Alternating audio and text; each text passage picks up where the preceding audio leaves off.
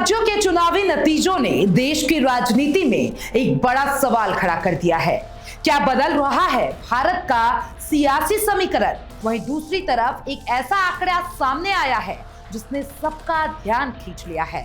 मुस्लिम विधायकों की संख्या में गिरावट। जी हां, इस बार कुल 823 विधायकों में से सिर्फ 101 मुस्लिम विधायक चुने गए हैं, यानी करीब 12%, जबकि पिछली बार ये आंकड़ा 112 था।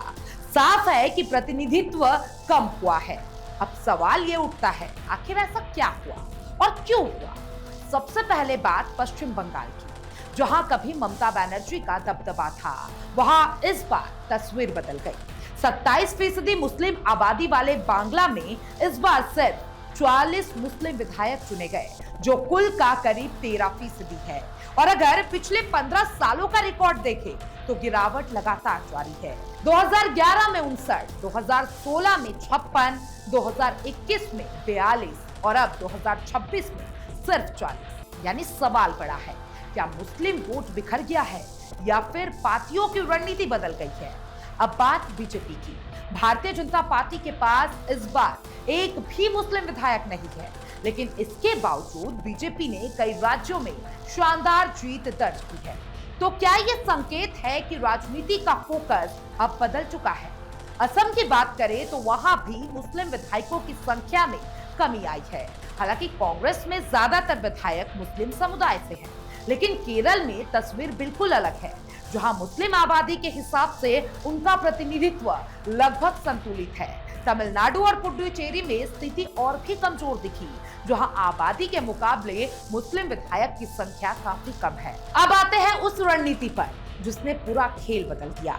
2021 की हार के बाद अमित शाह ने पूरी रणनीति को नए सिरे से तैयार किया। Booth level management, micro planning और ग्राउंड नेटवर्क को इतना मजबूत किया गया कि विपक्ष को संभलने का मौका भी नहीं मिला। सोशल मीडिया पर भी जबरदस्त पकड़ बनाई गई। अमित मालवीय ने हजारों इन्फ्लुएंसर्स का नेटवर्क खड़ा किया, यानी डिजिटल और ग्राउंड दोनों मोर्चे पर एक साथ वार किया गया, और यही बना जीत का सबसे बड़ा फॉर्मूला। लेकिन चुनाव के बाद इस मुद्दे पर सियासत भी गर्मा गई। बीजेपी ने कांग्रेस पर निशाना साधा तो कांग्रेस ने भी पलटवार किया। सुप्रिया श्रीनेत ने साफ कहा कि कांग्रेस में हर धर्म के लोगों को प्रतिनिधित्व मिलता है।